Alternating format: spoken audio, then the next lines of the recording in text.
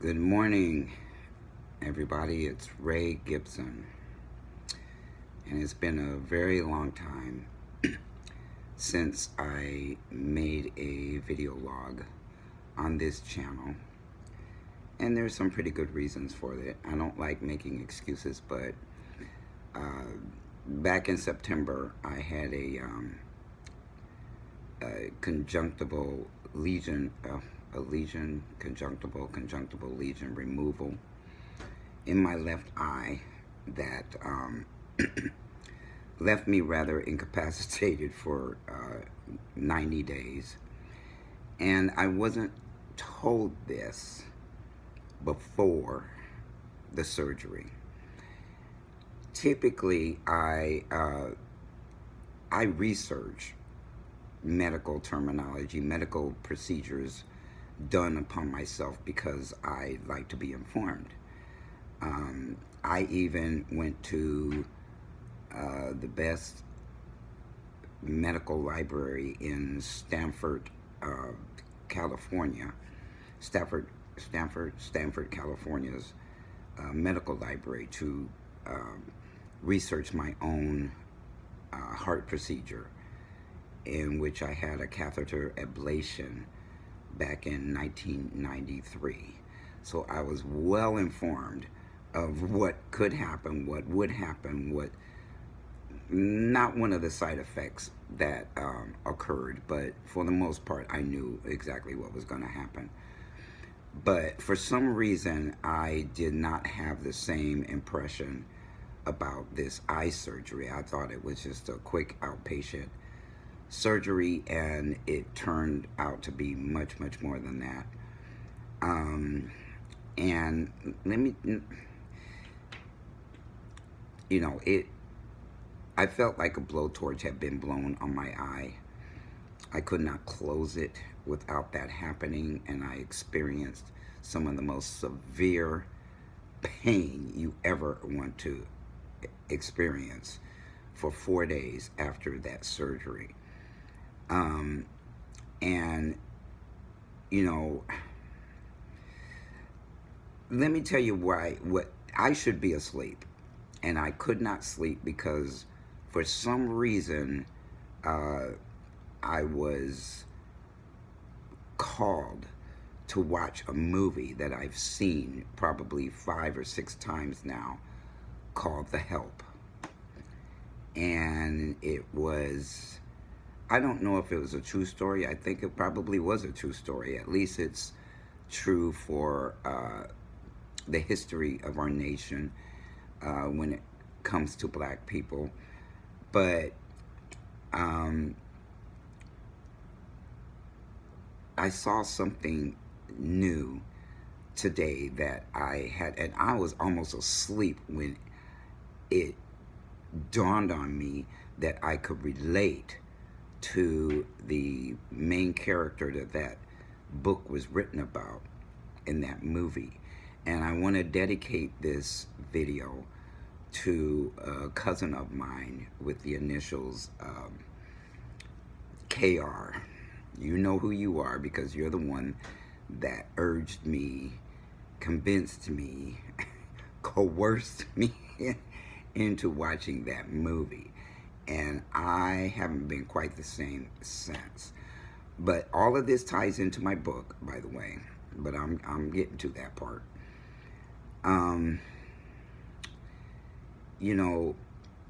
What struck me was something that,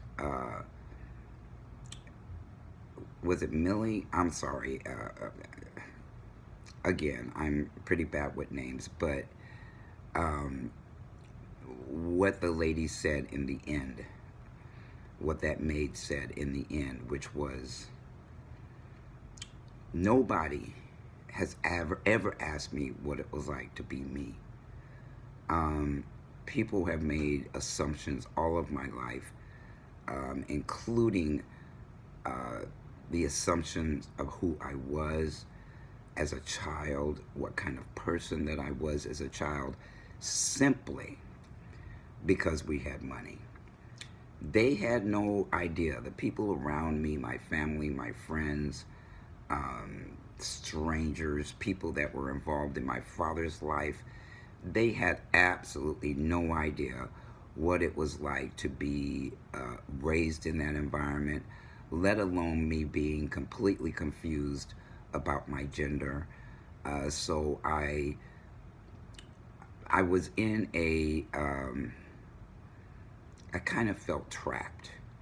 And the only way that I could express myself um, at that age was to play a lot of sports. I was very shy.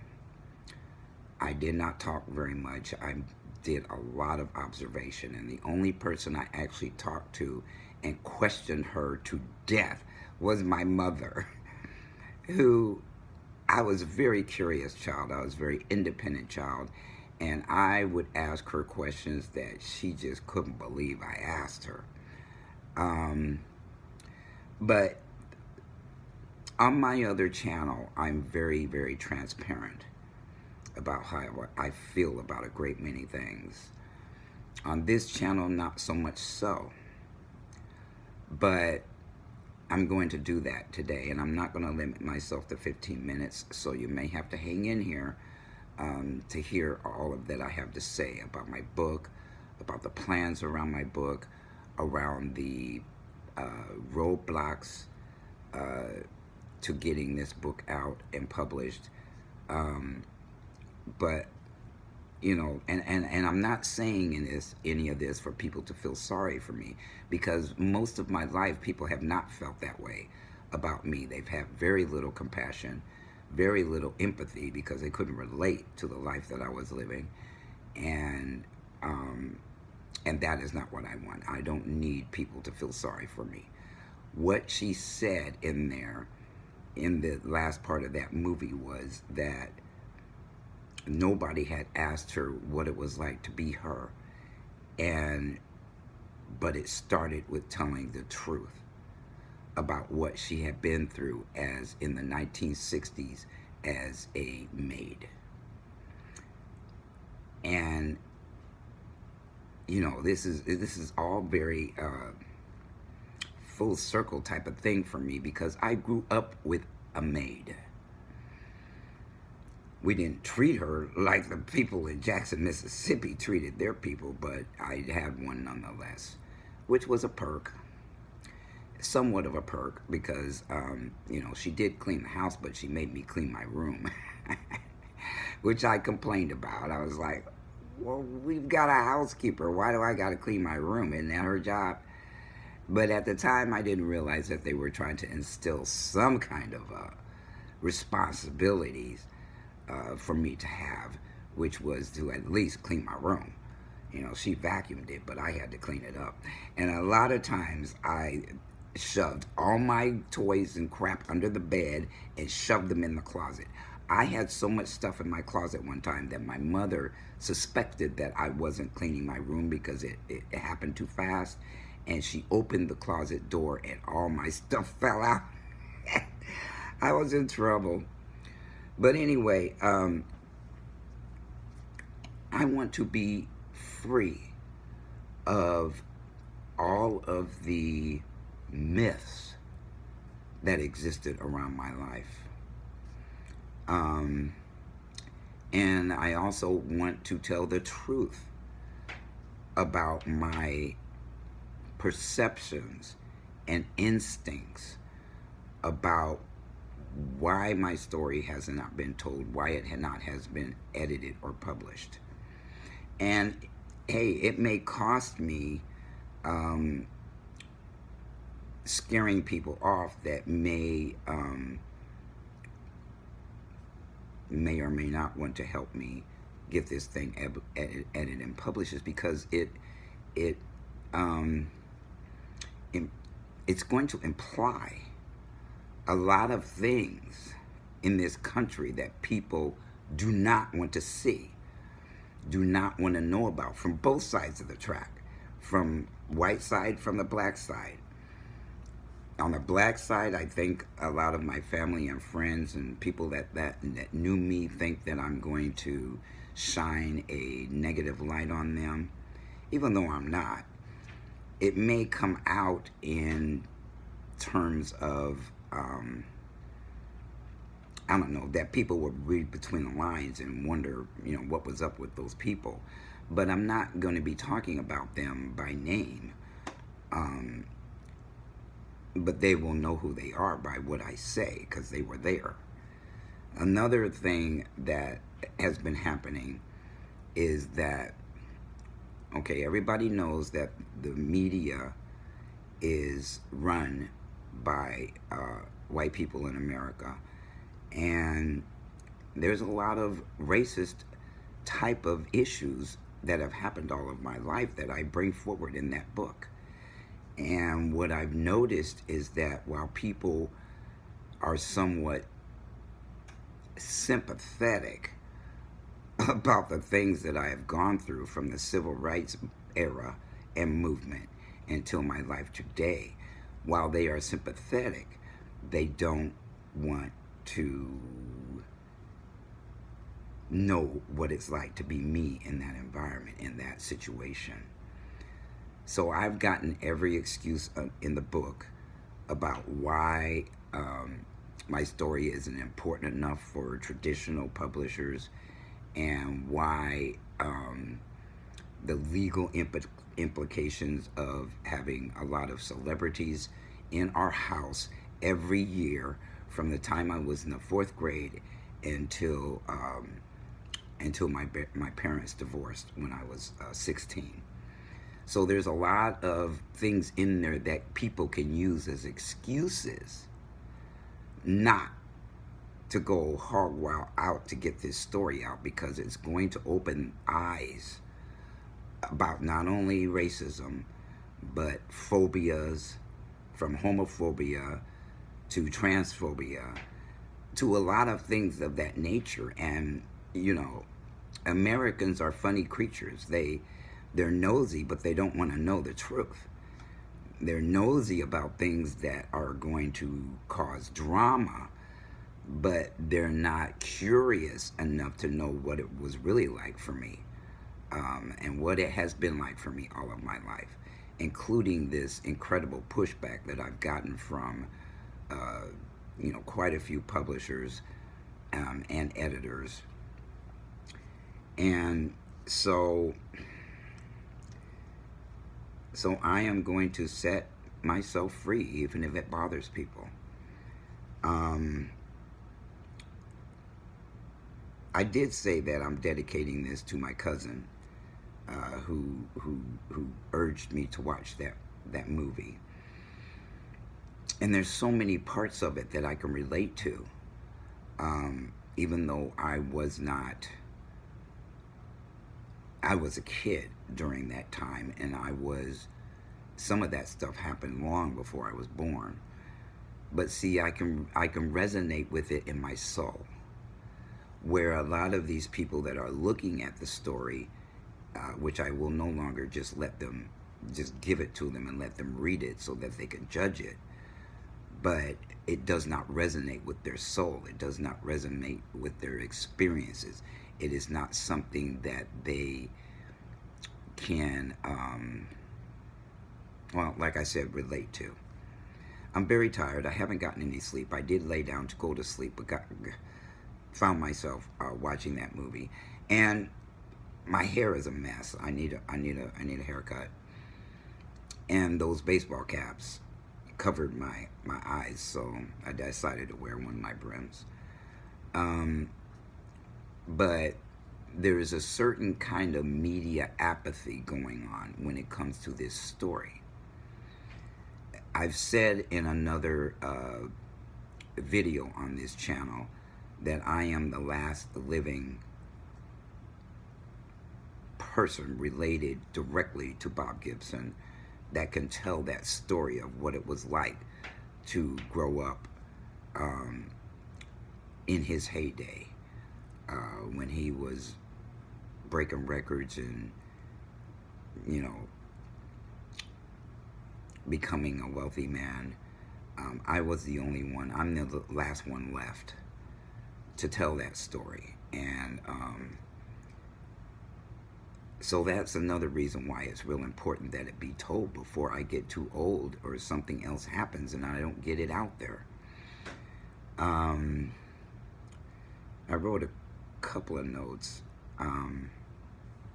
Oh, I had a hater, a white man, a hater, um, jump on the business page, my Facebook business page, for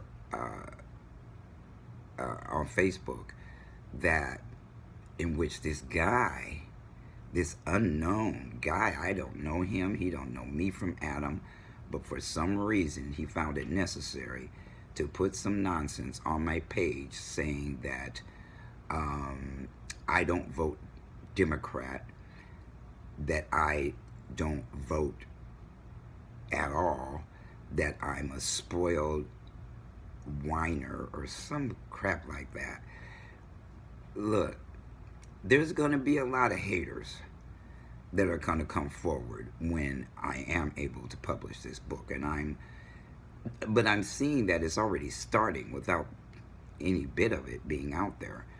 And that platform allowed that person to put that review on my page and then hide it. I'm not going to tell you how, because if I told you how, then some idiot out there that's watching this video log is going to try it and succeed with it until I find it. So, but anyway, he put some really rude stuff on my page that had to do with my celebrity growing up years. It's like people don't see that there's 50 years in between all that, and that I no longer live in my father's shadow, and I am no longer affected by his fame. None of that stuff is a part of my life today, even though my father is a part of my life.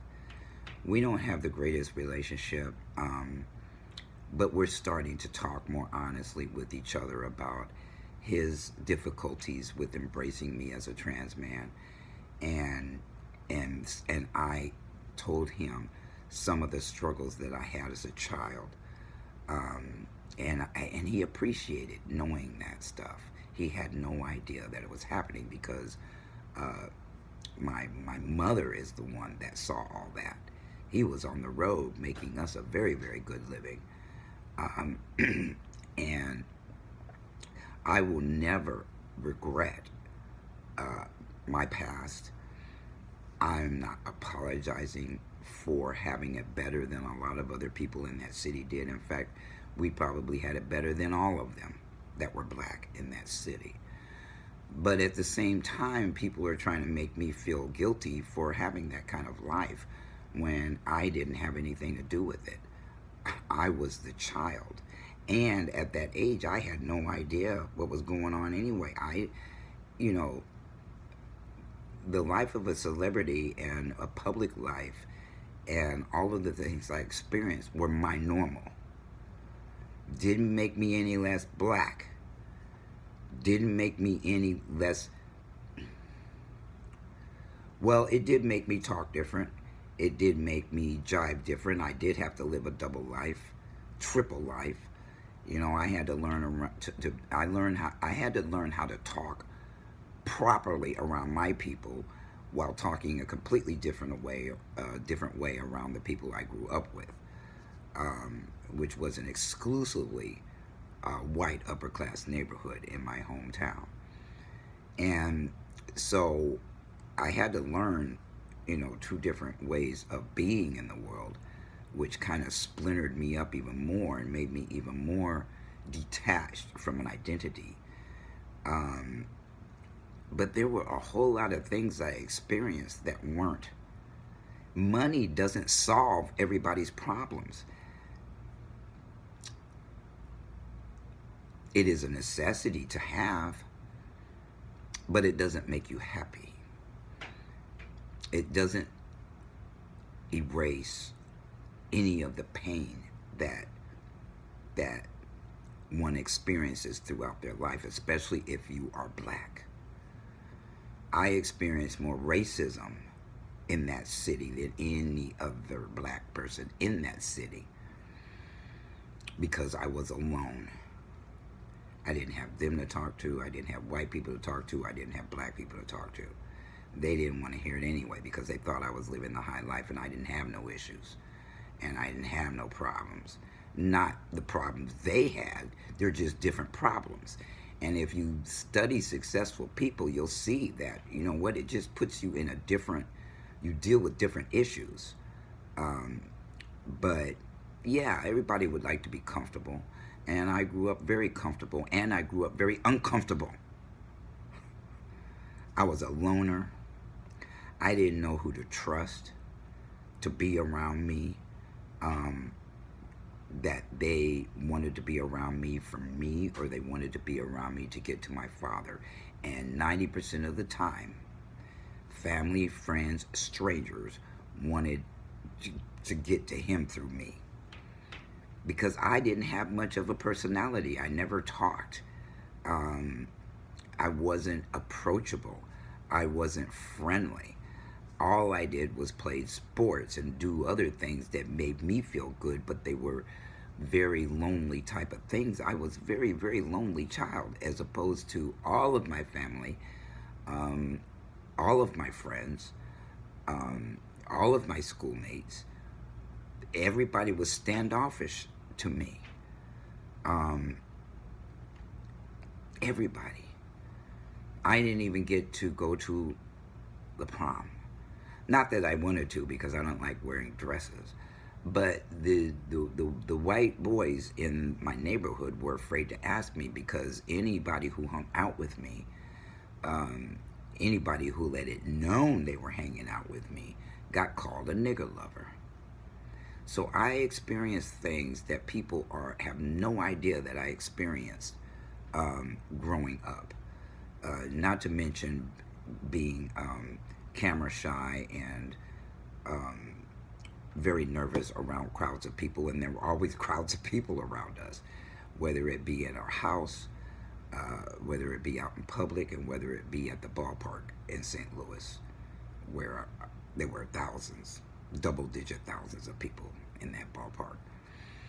So I just wanted to be real about it. I want to tell the truth about what it was really like. While all of my less fortunate peoples saw that I was fortunate and I lived a somewhat privileged life, all they saw was all those toys I got, but they didn't see the other stuff that was happening without all the money. They didn't see what I was going through in school. They didn't see what me and my sister had to tolerate from all them white folks that ain't never seen a black person before and made a whole hell of a lot of assumptions about who we were. Oh, which brings me to this. I got the opportunity to go to the University of Colorado in Boulder. I really didn't want to go to college. I was sick of school, but my father gave me a choice of going into the Navy as a cadet or college. And with my little rebellious, hot, crazy ass, I was not about to go into the military. I just knew that wasn't going to work for me. And so I chose college. Before I even showed up there, my first day there, people already knew I was coming. Everybody knows that black people have a tendency to gossip when it comes to celebrities, and they do so when it comes to celebrities' children. So before I even got there, I had to go to summer school, and everybody knew I was coming. And when I got there, I had a roommate. Yeah, I had a roommate, and she got to know me a little bit, and she said, "Wow, you're not like anything anybody has said about you." And I said, "People, what do you mean people said about me? They've never seen me before. They don't know me." And they said, "Oh, well, they know you're Bob Gibson's offspring, so, you know, You must have been an arrogant, uppity, standoffish um,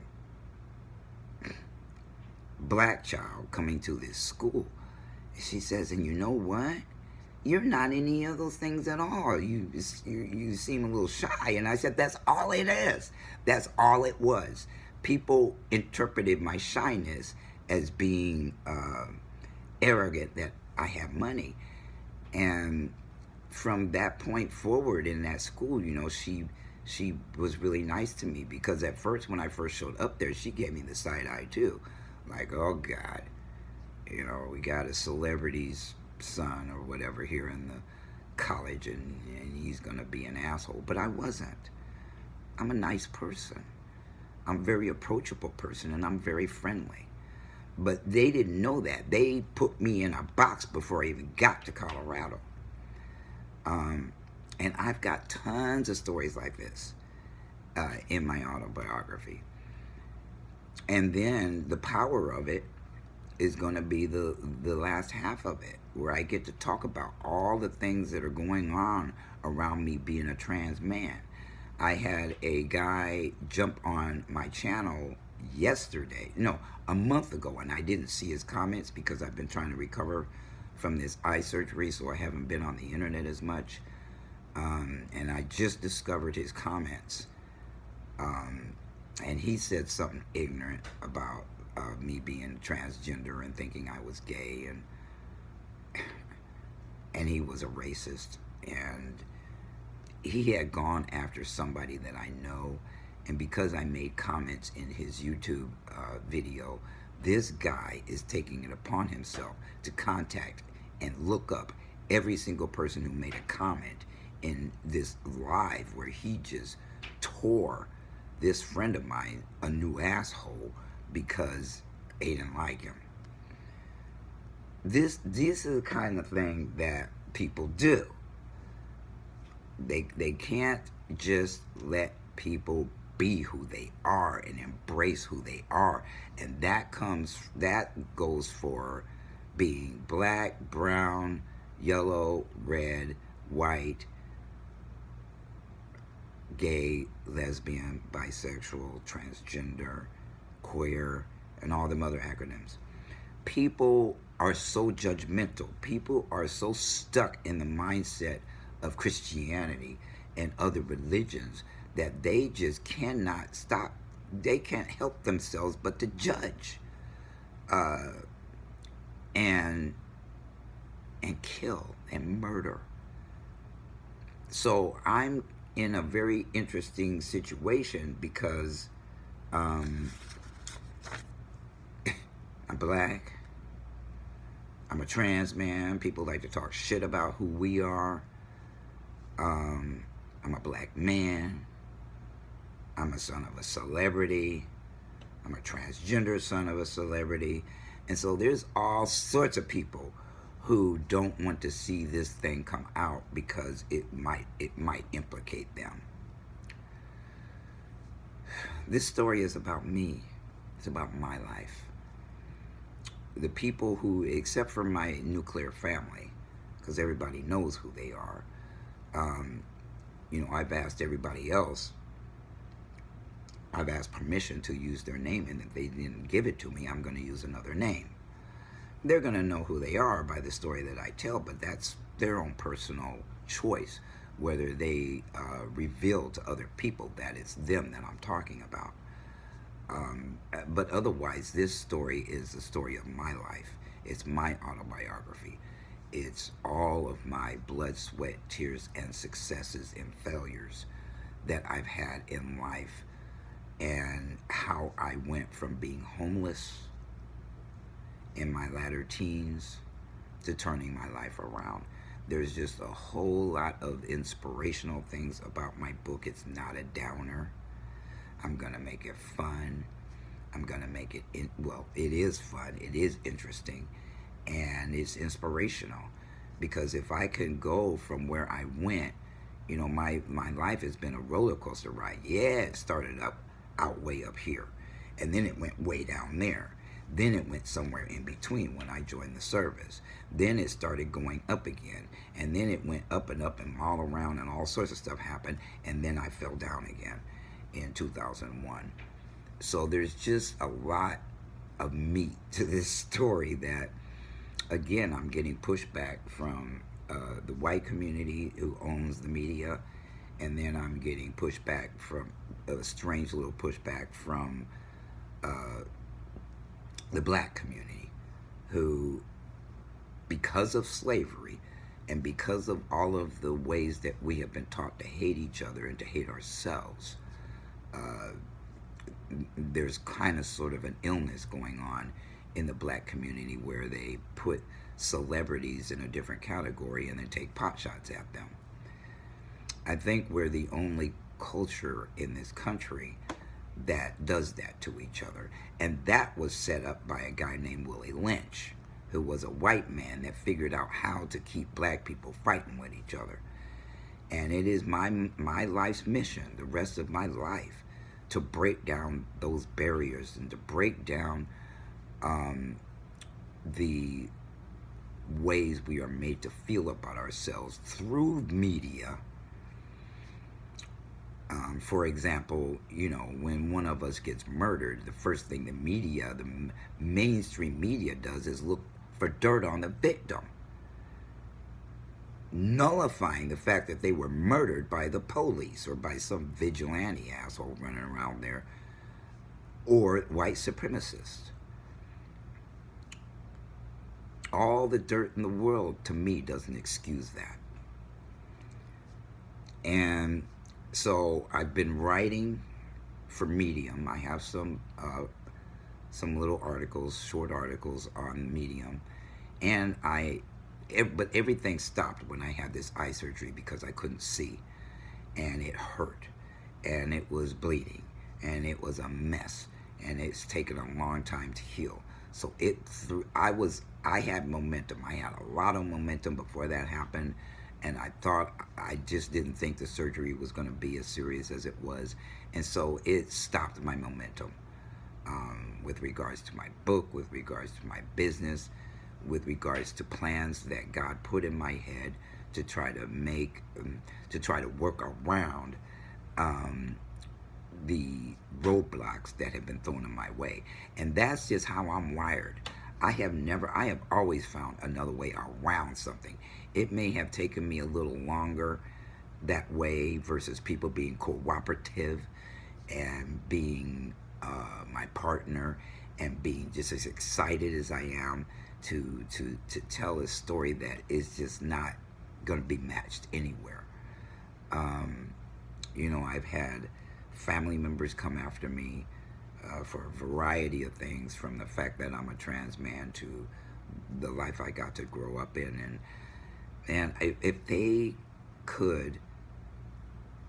knew what it was like to be me and to live the way that I lived and had to live, they would all relax. It might even cause them to forgive their past, what they had to go through in their past, and to forgive me for having nothing to do with their past. What could I do as a kid?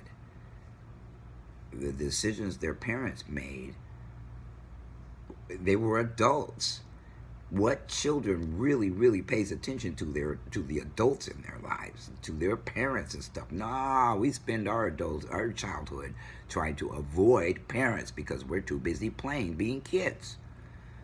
So, well, a lot of us. I did hear a story recently of a 8-year-old young lady she's going to be a young lady, but an 8-year-old who knows who she is. Her parents are teaching her culture.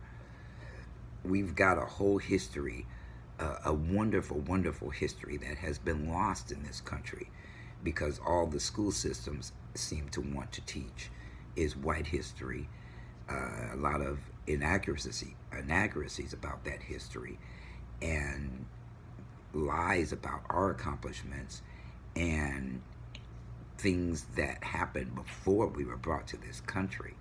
See, before Africa was colonized, they were very peaceful people. Um, and before people started going over there for their resources. But so yeah, our history that would give us pride, that would give us our dignity back, that would maybe cause other people to see our humanity and not treat us like animals and dogs and like we don't matter. They will take better care of their dogs in this country than they take care of black people. They would no more run out and shoot a dog than the man on the moon. But yet, you see how they do us. And I really, I want to get the first half of this book out so that I can concentrate more on the second half. And what I decided that I may do is to self-publish my first book starting from the year 2012 forward. When you're self-publishing, you have to do all of your own marketing. You have to do all your editing, or find editors, and they cost. And I am an elder. I live on a fixed income. I am disabled. I'm a disabled veteran, and I'm disabled by Social Security. So I don't have money to pay people to help me get this book published. And I do have a link. I think I have a link. I'm not sure in these videos to ask for financial support in helping this happen. And see, people want to hear the story because they're nosy, but they don't want to help me make it happen, or they would, throw me a bone or two. That tells me their level of commitment of wanting to see it happen more than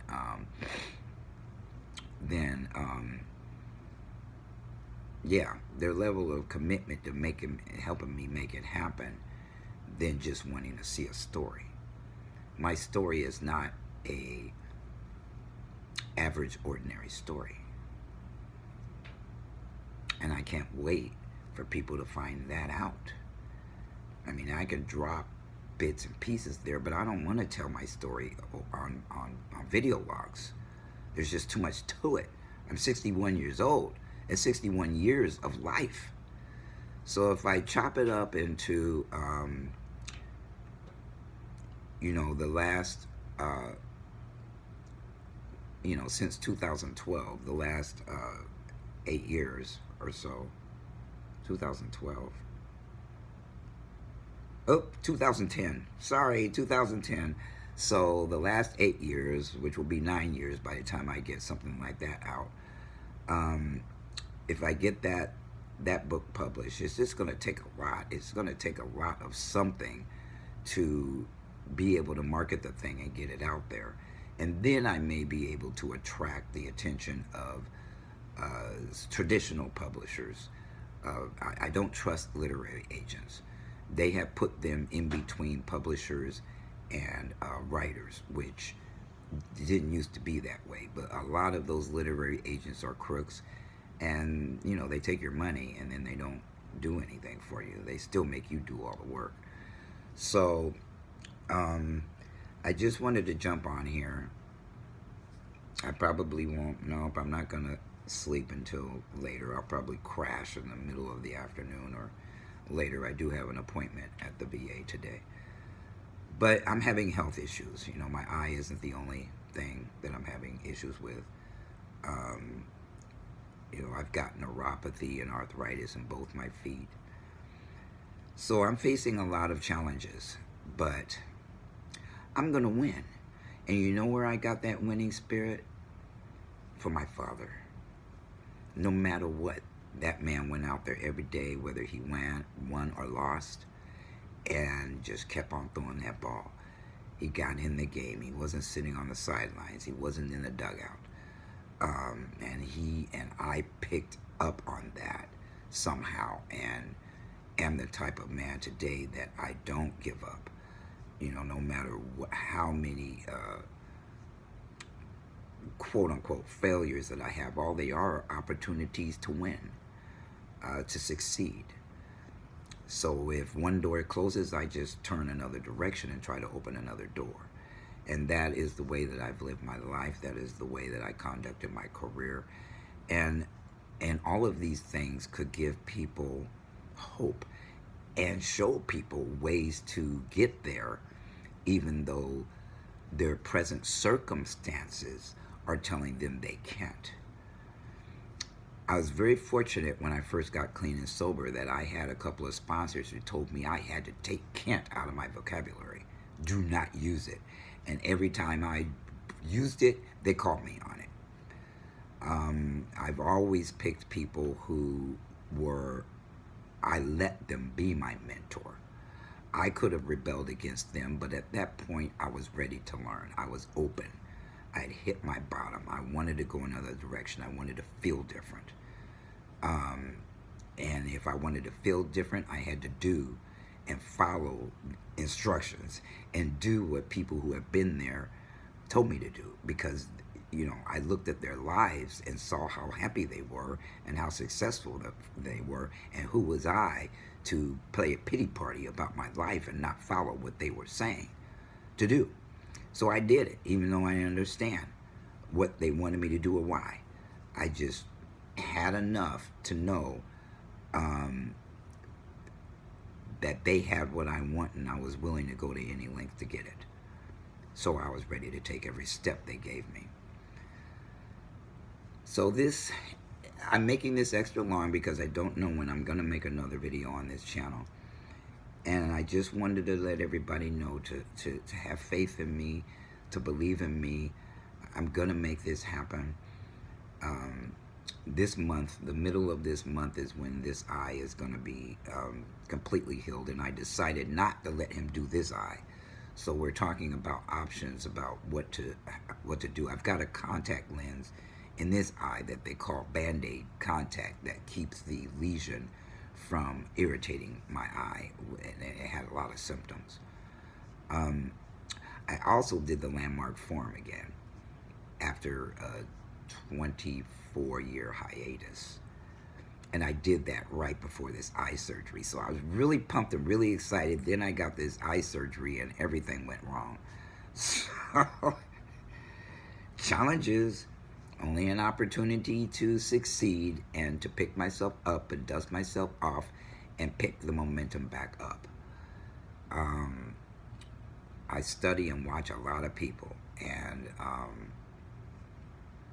I just do what they did. I don't have to reinvent the wheel. I just need to do what successful people do and forget the ones who don't have any ambition and aren't going anywhere. I'm watching people who are.